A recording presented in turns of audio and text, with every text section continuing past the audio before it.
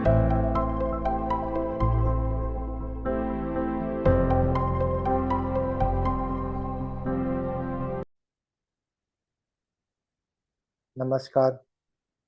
Shri Sai astrology में आपका सभी का स्वागत है।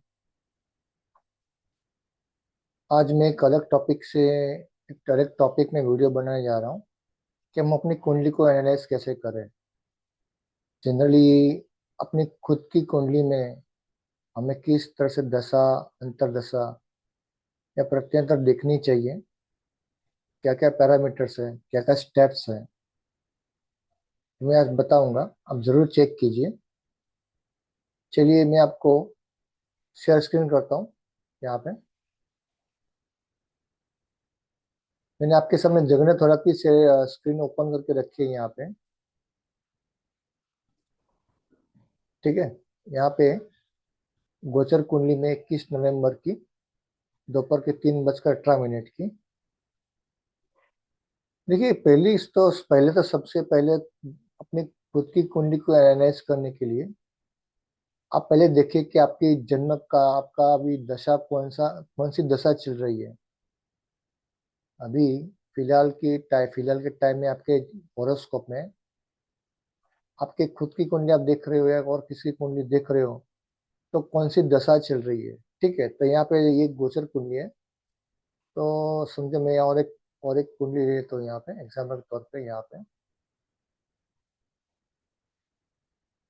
ये ले लेता हूँ।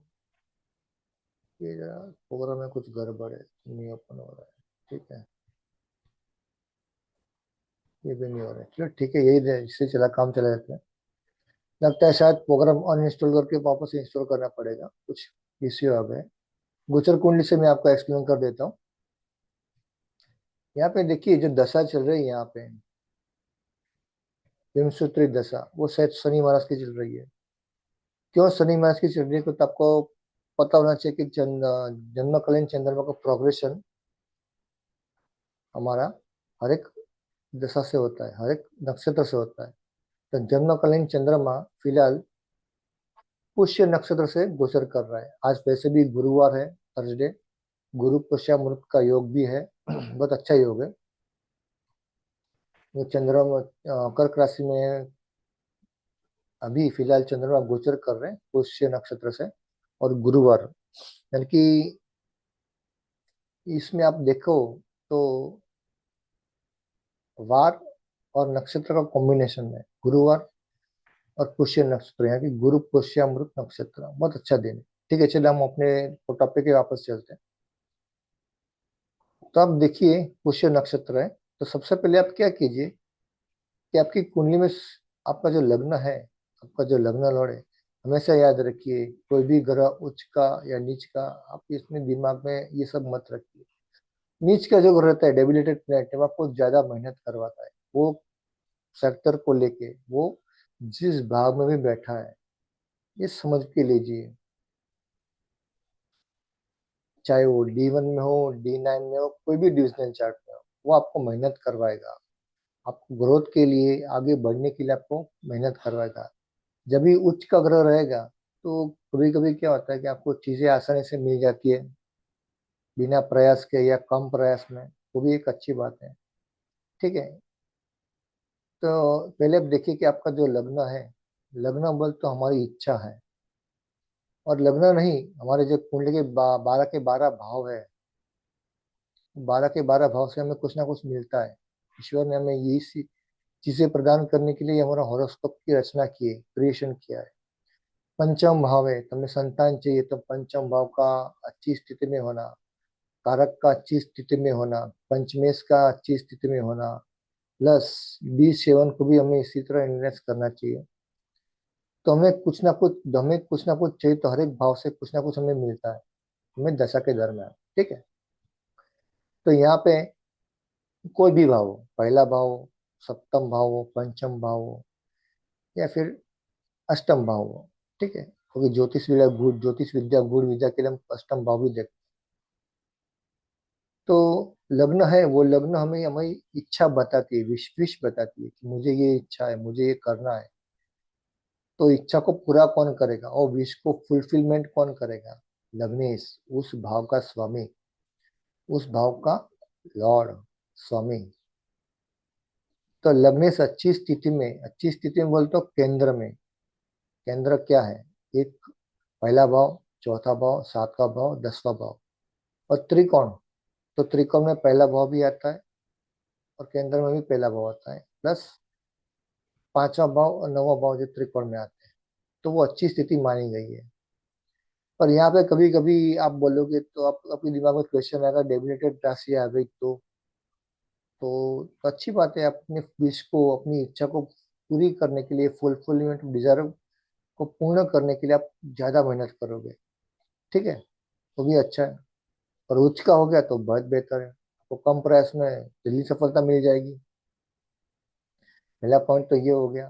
प्लस चंद्रमा को देखिए, चंद्रमा भी ऐसी साइन में होना चाहिए जो आपकी इच्छा को, यानी कि आपका जो मन है, वो मन को भटकने न दे, अच्छे नक्षत्र में होना चाहिए।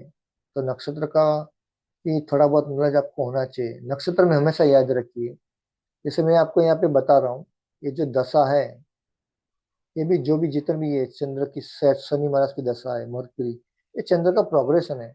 जब भी चंद्रमा इस नक्षत्र में से, जैसे भी चंद्रमा आज के दिन में पुष्य नक्षत्र में गोचर कर रहा है, यानी कि शनि की महादशा में मिली, बराबर।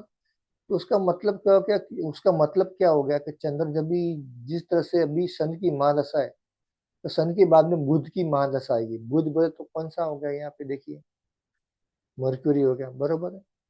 तभी ये तभी ये पुष्य नक्षत्र है। पुष्य के नक्षत्र के बाद में कौन सा आएगा? पुनर्सु, पुष्य, आश्लेषा। बुध की आश्लेषा की नक्षत्र की हमें ये दशा मिलेगी, शनि की दशा खत्म होने के बाद में, बराबर।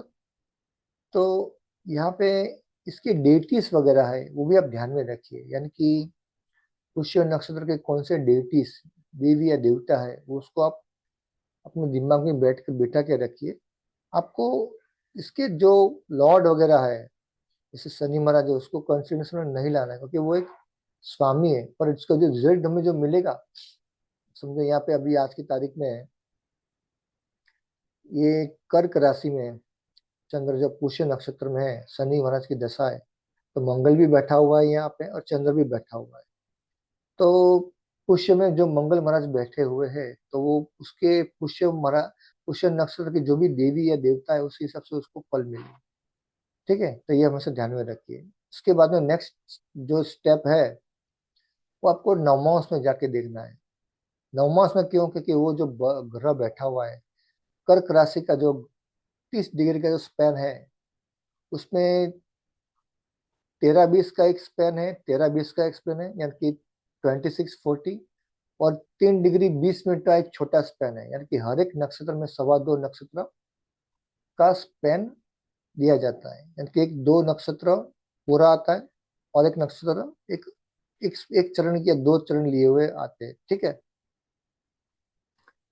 तो यहाँ पे आप ये देखिए कि अभी जो भी चंद्रमा है, तो चंद्रमा तो 30 डिग्री के स्पैन में है। हमारा जो चंद्रमा है आज की तारीख में, तो कोई ना कोई डिग्री लेकर बैठा हुआ रहेगा। वो हमेशा 3 डिग्री 20 मिनट का स्पैन लेके, क्योंकि एक चरण का जो ड्यूरेशन है, वो तकरीबन, एक चरण का जो ड्यूरेशन है वो 3 डिग्री 20 मिनट का स्पैन होता है, ठीक है। और मार्स का भी देखिए, पुष्य नक्षत्र में हो, तो यहाँ पे दोनों का देखो चरण अलग अलग है। एक चौथे चरण में है, कर्क में, और ये तीसरे चरण में है, ठीक है। तो इस हिसाब से आप उसको देखिए, क्योंकि उसको स्ट्रेंथ बताता है। तो चंद्रमा अगर आप देखोगे यहाँ पे, अभी धनु धनु नवमास उदित हो रहा है, तो भी आपको आना चाहिए कि कौन सा नवमास कैसे पकड़ना है।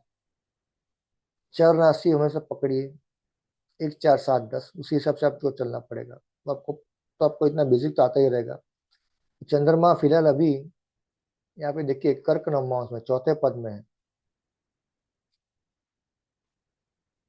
तो यहाँ पे आप, अगर आप कैंसर से गिनोगे, आप 16 डिग्री 32 मिनट के हिसाब से, तो कितना हो गया यहाँ पे? कर्क राशि है, तो उसका नवमास कहाँ से चालू होगा? कर्क से चालू होगा। तो 16 डिग्री 32 मिनट है, तो कितने कितने नवमास हो गए? 13-20, 16-40, यानी कि 3 6, सातवां नवमास, यानी कि 4 5 6, 4 5 6 7 8, वृश्चिक नवमांश में आ रहा है यहाँ पे, बरोबर। तो ये हमें पता चलना चाहिए। तो जिस नवमांश में जाता है तो वो नवमांश फ्रेंडली नवमांश है D9 में, या शत्रु का नवमांश है, कौन से एक्सपेक्ट आ रहा है, उसके बल को, उसकी स्ट्रेंथ को कम ज्यादा किस तरह से आपको देखना है, मैंने आपको बता दिया, ठीक है। और एक मैथ और एक उसमें मैं स्टेप ऐड करना चाहूंगा, RTN। RTN मतलब राशि तुल्य नवमांश। ध्यान से सुनिए, राशि तुल्य नवमांश, जिसको हम शॉर्ट फॉर्म में बोलते हैं RTN, राशि तुल्य नवमांश। यानी कि राशि बोलते तो ये देखो, ये D1 चार्ट हमारा जो लग्न कुंडली, हमारा जो हॉरोस्कोप है, ये राशि है। राशि, ये वाला राशि तुल्य, तुल्य बोलते उसके जैसा, उसके हिसाब से, इक्वलिटी, इक्वलिटी के मुताबिक, समान तरीके से राशि तुल्य नवमांश, यानी कि D9। यानी आपका जो D9 कुंडली बनी हुई है, तो राशि कुंडली आपका D9 में जो आपका लग्न है, कोई भी लग्न हो, 1 नंबर से लेकर 12 नंबर तक, 1 नंबर मेष लग्न हो एरिस साइन, या फिर आपका मिथुन लग्न हो 3 नंबर जेमिनी साइन, वो जो आपका राशि है उसको आप इसी तरह से लिखिए। पर यहाँ पे जब प्लेनेट प्लेसमेंट करेंगे वो D9 के हिसाब से रहेगा। जैसे भी ये मीन राशि है, तो मीन राशि की कुंडली बना लीजिए, कोई भी ग्रह मत लिखिए, खाली खोखा कुंडली बना लीजिए 12 नंबर की, मीन राशि की कुंडली बना लीजिए। और D9 में जो प्लेनेट है भाव के मुताबिक, क्या पहले भाव में जो ग्रह है, तो यहाँ पे पहले भाव में कोई ग्रह नहीं आएगा, पर चौथे भाव में मीन राशि में शनि केतु और बुध है, तो यहाँ पे मिथुन राशि में शनि केतु और बुध आ जाएगा, बराबर, ध्यान में रखिए। तो उसको हम RTN बोलते हैं, राशि तुलना माउस।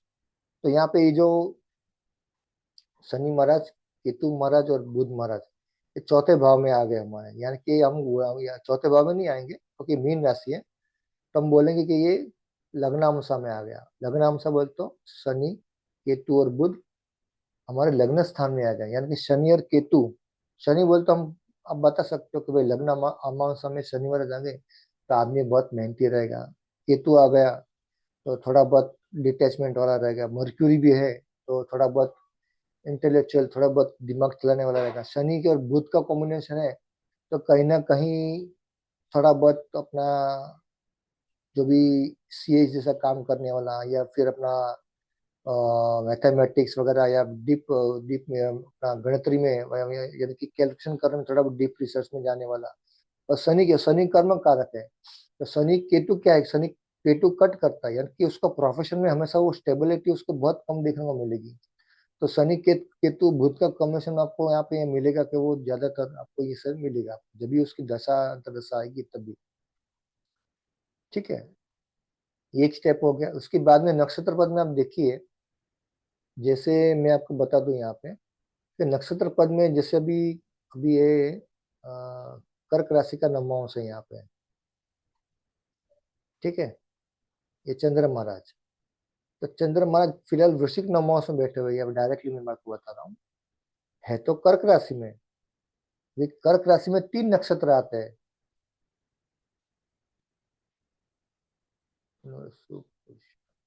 पुनर्वसु, पुष्य और आश्लेषा। कर्क राशि में गुरु महाराज का एक नक्षत्र आता है जिसका एक चरण रहता है। पुनर्वसु पुष्य जो शनि महाराज का नक्षत्र है, उसमें पुष्य शनि महाराज पुष्य नक्षत्र के चारों चरण सम्मिलित है, आते हैं। पुनर्वसु पुष्य और आश्लेषा बुध महाराज का नक्षत्र आता है जिसके के चारों चरण आश्लेषा के वहां पे आते हैं। यानी कि गुरु महाराज का एक चरण आता है, पुष्य के 4 चरण और आश्लेषा का 4 चरण, ठीक है।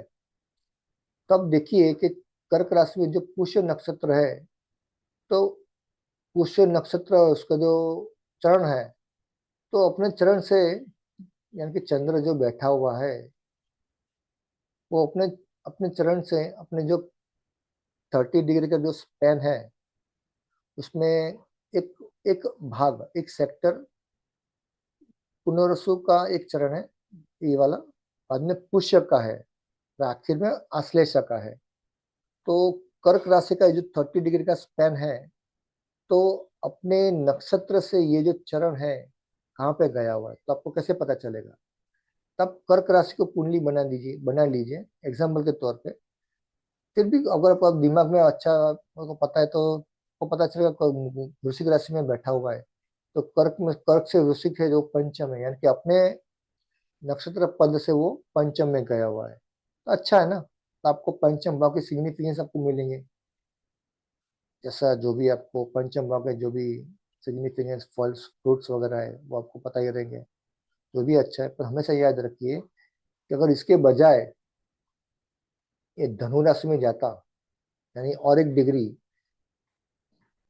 आगे बढ़ जाती, 16:40 से थोड़ा आगे बढ़ जाता, ये जो 16 डिग्री 32 मिनट है उससे थोड़ा आगे बढ़ जाता, तो ये धनु नवमांश में आ जाता। यानी ये अपने जो नवमांश, अपना जो नक्षत्र पद है कर्क राशि में, उससे वो छठे में चला गया, बराबर ना। तो वो अच्छी बात नहीं है, थोड़ा उसमें क्या छठे भाव का जो अपने सिग्निफिकेंस है, स्ट्रगल, ऑब्स्टकल्स, रोग रिपू ऋण, वो सब हमें इसमें देखने को मिलती। कर्क अभी मून है, मून बोल तो थॉट प्रोसेस है अपना, अपने जो हम जो सोचते हैं डे टू डे लाइफ में, तो उस हिसाब से इसमें आप इसमें ब्लेंडिंग कर सकते हैं। तो ये एक चीज हो गई। इसके बाद में आप अष्टक वर्ग देखिए। तो यहाँ पे मैं एक अष्टक वर्ग का मैं आपको थोड़ा लेके चलता हूँ यहाँ पे। ये देखिए अष्टक वर्ग, जो भी दशा चल रही है आपकी, देखिए ये दशा का आप ओपन कीजिए, शनि की दशा चल रही है, और शनि में अभी फिलहाल जो अंतर चल रहा है, अंतर दशा वो चल रहा है जुपिटर का। शनि की महादशा में गुरु का अंतर चल रहा है, ठीक है। तो यहाँ पे देखिए मैं इसको राइट क्लिक करके ये करता हूँ, यहाँ पे पूरा अष्टक वर्ग है। तो शनि का आप अष्टक वर्ग देखिए। तो शनि फिलहाल अभी गोचर में कुंभ राशि से विचरण कर रहे हैं। देखिए यहाँ पे ये वाला सिर्फ एक पॉइंट मिला हुआ है। तो आपको पता है कि अष्टक वर्ग में 8 पॉइंट रहते हैं मैक्सिमम, 1 2 3 4 5 6 7 8। 7 और 8 पॉइंट बहुत मुश्किल से मिलता है, पर एक पॉइंट अच्छा नहीं है। तो इस वक्त में अभी इसका अभी आप देखोगे तो ये टाइम है जो 3:18 में 21 नवंबर आज की तारीख में जो भी संतान का जन्म हुआ रहेगा, तो थोड़ा बहुत अच्छा नहीं रहेगा। क्यों? क्योंकि इसमें शनि महाराज की जो दशा चल रही है, एक पॉइंट लिए हुए है, पर अच्छा है ना, क्योंकि बर्थ की दशा हो गई तो निकल जाएगी। तो समझ लो उम्र 15-18 एज की बाद में 20 साल की अपनी उम्र के चलते अगर शनि महाराज की दशा आती है और अष्टक वर्ग में एक पॉइंट मिला हुआ है, तो कहीं ना कहीं आपको बहुत दिक्कत करेगी। तो वो भी आप देखिए। उसके बाद में मैंने आपको बताया कि शनि में गुरु का अंतर चल रहा है, जिसे मैंने आपको दशा सेक्शन में बताया। ये देखिए ये वाला शनि में जुलाई 2022 से लेके 1 जनवरी 25 तक, ठीक है, गुरु का अंतर चल रहा है यहाँ पे।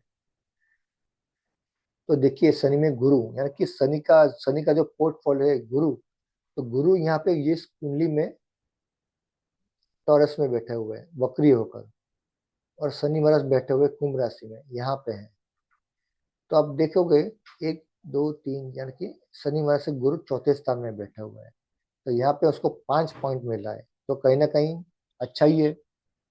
तो शनि में गुरु का अंतर अच्छा जाना चाहिए। तो किस हिसाब से अंतर अच्छा जाना चाहिए, तो उसको पढ़ाई लिखा में जो भी भाषा वगैरह है, ज्ञान वगैरह है, ट्रैवलिंग वगैरह है, तो उसमें वो थोड़ा बहुत अच्छा करेगा। शनि से गुरु चौथा है, चौथा स्थान क्या है? हमारा सुख स्थान, हमारी मेंटल पीस, हमारा होम एनवायरनमेंट, तो वो भी थोड़ा बहुत उसमें इफेक्ट करेगा, ठीक है। तो इस तरह से थोड़ा बहुत पॉइंट मैंने आपको बता दिए। और नवमास का हमेशा आप याद रखिए, किस तरह से आपको नवमास देखना है, मैंने आपको बताया डेबिलेटेड कुछ का वगैरह। इसके अलावा आपको ये चीज भी देखनी चाहिए कि कोई भी अंतर दशा या प्रत्यंतर दशा पाप कर्तरी में तो नहीं है। पाप कर्तरी कर्तरी बोल तो केची, यानी केची बोल तो पाप कर्तरी बोल तो, अगर शनि महाराज यहाँ पे बैठे हुए हैं, जो दशानाथ है जो चल रहा है अभी, तो उसके 12वें भाव में, पिछले भाव में, और शनि से पिछले भाव में, और शनि महाराज से अगले अगले भाव में कोई भी पाप ग्रह नहीं होना चाहिए। जैसे समझो यहाँ पे अगर राहु है, तो राहु हमेशा रेट्रोग्रेशन में रहता है, ठीक है। तो राहु मीन राशि से निकल के मेष राशि में नहीं जाएंगे, ऐसे रेडिश साइड में नहीं जाएंगे गोचर, और मीन राशि से निकल के वो कुंभ राशि में जाएंगे, बैकवर्ड साइड में जाएंगे। और समझो यहाँ पे समझो शनि के पिछले भाव में सूर्य या मंगल रहता, तो जबरदस्त पाप कटरी लग जाता, क्योंकि दोनों दोनों साइड में पाप ग्रह आ गए। एग्जाम्पल के तौर पर बता रहा हूँ मैं आपको। तो राहु गोचर में यहाँ पे जा रहा है और सूर्य भी मकर राशि से निकल के यहाँ भी एग्जाम्पल के तौर पे बता रहा हूँ, ऐसा ही समझने के लिए। और मंगल मकर से लेके यहाँ पे तो एकदम स्ट्रॉन्ग पाप कर तरीके दिखा रहा है। तो कहीं ना कहीं शनि की महादशा उसको, शनि की महादशा उसको अफेक्ट करेगी। उसी तरह आपको अंतरदशा और प्रत्यंतर दशा भी आपको काउंट करनी है, समझने की कंसिडरेशन में लेनी है आपको। ठीक है। दूसरा एक कॉन्सेप्ट है लग्न अमांसा दशा। ये जो दशा है, इसको जरा मैं ये करता हूँ, राशि दशा में लग्न अमांसा दशा यहाँ पे आएंगी। यहाँ पे ये वाला, ये जो है ना, ये वाला ये वाला ऑप्शन। तो इसमें आपको क्या देखने को मिलेगा कि यहाँ पे ऐसा है कि ये जो लग्न है, मीन लग्न 19 डिग्री 45 मिनट्स का है रेवती नक्षत्र में। ठीक है। तो नवमास तो निकलना आपको आता ही है, यानी इसका मतलब क्या हो गया कि मीन राशि में 19 डिग्री 45 मिनट में वो कौन मेरा जो लग्न है, जो लग्न लेकर मैं, मेरा जो जन्म हुआ है इसकी तारीख में, तो मुझे नवमास में कौन सा लग्न मिलेगा। तो यहाँ पे देखिए ऑलरेडी 1940 यानी कि 7 नवमास हो गए, वो भी पाइसिस यानी कि मीन राशि, यानी कि जल तत्व, जल तत्व की जो नवमास है वो कर्क राशि से शुरुआत होती है। कौन सा आएगा।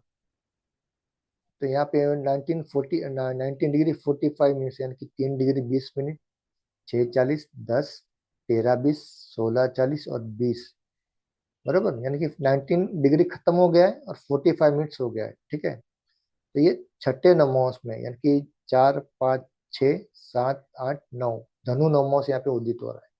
ठीक है, ये वाला। तो इसीलिए मैंने आपको ये दशा का कॉन्सेप्ट बताया, लग्न अमांसा दशा, यानी कि हर एक प्लेनेट नवमास में किस तरह से वर्कआउट करेगा इस दशा से आप देख सकते हो। तो फिलहाल इनकी सेजिटेरियस की दशा चल रही है, ये देखिए ये वाला। तो जैसे मैंने आपको वो कॉन्सेप्ट बताया RTN, राशि तुल्य नवमांश। तो अब देखिए कि धनु राशि यहाँ पे जो D9 में है वो आपकी जन्म कुंडली में कहाँ पे आ रही है। तो ये 10th हाउस में आ रही है, ये वाला देखो 10th हाउस में। ठीक है। तो कहीं ना कहीं जब भी ये दशा चलेगी आपकी लग्न अमांसा दशा 2024 से लेकर 2029, जो भी आपकी करंट दशा चल रही है, तो फिलहाल गोचर कुंडली है अभी की। तो आपको प्रोफेशन को लेके, वो करियर को लेकर, की नौकरी को लेके, तो आपको पता चलेगा। समझो अभी ये वाला ऑप्शन, ये जो है धनु में समझो टॉरस चलेगा, तो कहीं ना कहीं आपको प्रमोशन, या चौथे से 12वां है टॉरस मिथुन से, तो कहीं ना कहीं प्रोफेशन को लेकर आपका प्रमोशन भी हुआ, या फिर प्रोफेशन को लेकर, नौकरी को लेकर आपको आपको अपनी जन्म स्थान, आप जहाँ पे रह रहे हो वो शायद चेंज करना पड़े कभी, जब भी टॉरस का साइन आएगा तभी। धनु में टॉरस, तो ये धनु में जब भी टॉरस की अंतर दशा आएगी, देखो टॉरस का ही चल रहा है अभी, तो कहीं ना कहीं भी ऐसा आप सोच सकते हो। और दूसरी भी आप ये दशा में भी हमेशा तक यहाँ से जो 6-8 बार की दशा है, जैसे अभी ये टॉरस का है और 8वां कर्क है और 12वां वृश्चिक है, तो कहने के वो भी आपको दिक्कत दे सकता है जब भी पाप ग्रह यहाँ पे बैठे हुए होंगे। तभी दशा आपको, ये भी दशा आप ध्यान में रखिए, तो आपको बहुत काम में आएगा। तो ये कुछ पॉइंट है। और एक बात मैं बता दूं, यहाँ पे देखिए राशि में, और एक मैं आपको बताऊं, यहाँ पे हमेशा अर्गला का कॉन्सेप्ट भी यूज कीजिए। ठीक है। तो अर्गला का कॉन्सेप्ट कैसे यूज करेंगे, समझो अभी यहाँ पे जो मेरी दशा चल रही है, यहाँ पे नक्षत्र की दशा, शनि महाराज की दशा दशा चल रही है, तो मैं क्या करूंगा, इसको मैं राट रोटेट राट स्टार्ट को रोटेट कर लूंगा, मैं घुमा लूंगा जैसे मैंने आपको बताया। और यहाँ से मैं अगला देखूंगा कि मुझे इस दशा में धन की, फाइनेंस की कमी होगी क्या, फाइनेंस आता रहेगा स्मूथली, मेरा फाइनेंस मुझे मिलता रहेगा। जैसे आपको अगला का कॉन्सेप्ट पता है, तो मैं क्या करूंगा, सेकंड हाउस, मुझे सेकंड हाउस देखना है, तो सेकंड हाउस में क्लिक करूंगा, यहाँ पे हाईलाइट में जाऊंगा, हाईलाइट में जाके मैं देखूंगा हैविंग अर्गला ऑन दिस राशि, यहाँ पे मैं क्लिक करूंगा, तो मुझे पता चलेगा कि मेरे सेकंड हाउस में कौन से भाव की, कौन से प्लेनेट की अर्गला आ रही है। तो अब देखो, अर्गला हमेशा जो भी भाव है या जो भी प्लेनेट है उससे सेकंड, 1, 2, 3, 4, सेकंड, फोर्थ, फिफ्थ और नाइन्थ का होता है। ठीक है। तो दूसरे भाव में कोई नहीं है, चौथे में कोई नहीं है, पर पंचम से अगला अर्गला लग रही है बुध चंद्र की और मंगल की। ठीक है। और एक ध्यान से देखिए कि जो भाव की आप अर्गला देख रहे हैं या जो प्लेनेट की अर्गला देख रहे हैं, तो क्या उस भाव पे उसी ग्रह की या उसी उसी कारक की अर्गला आ रही है। यानी कि समझो यहाँ पे अभी मीन राशि है, समझो यहाँ पे कर्क राशि में गुरु होता तो गुरु की अर्गला आ गई तो स्ट्रांग तो हो जाएगा, तब तो आपका फाइनेंस बहुत अच्छा मजबूत बन जाएगा उस अंतरदशा और महादशा में। ठीक है। अभी इसको रोकने के लिए जैसे अभी यहाँ पे मैंने बताया, तभी अभी यहाँ पे पंचम हो गया और यहाँ पे नवम जो है, तो यहाँ पे वो भी नहीं दिखा रहा है, 12वां का ही है। तो यहाँ पे मुझे विरोध अर्गला देखना है, तो मैं वापस हाईलाइट्स में जाऊंगा और हैविंग विरोध अर्गला बोले तो उसका ऑब्स्ट्रक्शन, अगर दूसरे यहाँ से दूसरे भाव में कोई अर्गला लग रही है तो 12वां भाव उसको कट करेगा। एक दो तीन चार, चौथे भाव से मुझे दूसरे भाव में अर्गला मिल रही है तो 10वें भाव उसको कट कट करेगा, बराबर। जैसे ये 10वां भाव है, यहाँ से 7 8 9, ये 10वां भाव भी, ये पंचम भाव की जो अर्गला है वो हमें सेकंड हाउस में मिल रही है। तो नाइन्थ हाउस उसको ऑब्स्ट्रक्ट करेगा, कहाँ से, दूसरे हाउस से, सेकंड हाउस से। तो नाइन्थ हाउस में कौन से प्लैनेट बैठे हुए हैं, बुध और सूर्य, तो वो भी इसको कट करेंगे इस पर डिग्री वाइज। ठीक है। तो ये भी आप देख लीजिए, तो भी आपको एक अच्छा थोड़ा बहुत आपको तगड़ा आपको मिल जाएगा। तो ये थोड़े छोटे पॉइंट थे हॉरोस्कोप एनालाइज करने के लिए। और हमेशा दूसरा भी छोटा सा कॉन्सेप्ट है, उपचय हाउस 3 6 10 11। 3 6 10 11 में जो पाप ग्रह रहते हैं वो आपको देखिए। और एक मैं बताऊं, रामायण महाभारत काल में देवों ने भी तपस्या की थी, असुरों राक्षसों ने भी तपस्या की थी। पर राक्षसों ने तपस्या इतनी मजबूत, इतनी हार्डली की थी कि उन्हें वो चाहिए ही चाहिए, मुझे चाहिए, तो वो अपने अपने शरीर का भी ध्यान नहीं रखते थे, गल जाए तो गल जाए, पर उनको उनको वरदान मिलना ही है, उनको वरदान चाहिए ही चाहिए। तो कहीं ना कहीं भगवान शिव, भगवान विष्णु, भगवान ब्रह्मा आके उनको, या देवी, जो भी देवी उनके लिए वो लोग तपस्या करते थे, वो आके उनको वरदान देते थे। यहाँ से हमको क्या पता चलता है कि अगर आपका ये D9 में, जब आप D9 देखोगे तो यहाँ पे देखो एक अमांसा रूल्स करके देखा है। तो यहाँ पे आप क्लिक करोगे तो ये D9 आप करोगे तो D9 के जो डेटिस वगैरह है, डेटी बोल तो D9 का जो तीन ही रहता है, नर, राक्षस और मनुष्य, ये तीन उसको चलाने वाले डेटिस रहती है। तो आप D9 में आप देखोगे तो जितना राक्षस का डेटिस रहेगा, यानी कि वो आपको बहुत मेहनत कराएगा वो सेक्टर को लेके, वो भाव भाव के भावेश को लेके आपको मजबूत उसमें स्ट्रगल करेंगे वो चीज को हासिल करने के। क्योंकि आपको मैं जैसे मैंने बताया, तो उसको आपको आगे बढ़ने के लिए मेहनत करनी जरूरी है। मनुष्य क्या है, मनुष्य थोड़ा स्वार्थी है, थोड़ा सेल्फिश होता है। हाँ या ना, मैंने तेरे को मदद किया है तो मुझे भी सामने कुछ चाहिए। और देव क्या है, देव देवता देव देवता ऐसा है कि वो हमेशा हमारा भला ही चाहते हैं, उनको उसके बदले में कुछ नहीं चाहिए। तो इस हिसाब से आप समझ सकते हैं ये डेटिस यहाँ पे, कोई भी डिविजनल चार्ट हो, यहाँ पे आप राइट क्लिक, जैसे यहाँ पे अभी की पॉइंट्स है, तो यहाँ पे आप कोई भी डिविजनल समझो, यहाँ पे मैं अभी D9 के बजाय मैं D10 यहाँ पे ओपन करता हूँ, D10 मैंने खोला, और ये जो थर्ड वाला ऑप्शन है बॉटम में अमाउंट और रूल्स में जाके मैं यहाँ पे राइट क्लिक करूंगा, तो जो भी डेटिस मुझे चाहिए D10 का यहाँ पे, तो यहाँ पे उसका मुझे डेटिस मिल जाएंगे। उसी हिसाब से आपको समझना पड़ेगा, डेटिस का भी नॉलेज थोड़ा बहुत आपको होना चाहिए। ठीक है। तो इस तरह से ये पूरा आपको मैंने आपको समझाया, तो आशा करता हूँ ये आपको समझ में आया रहेगा।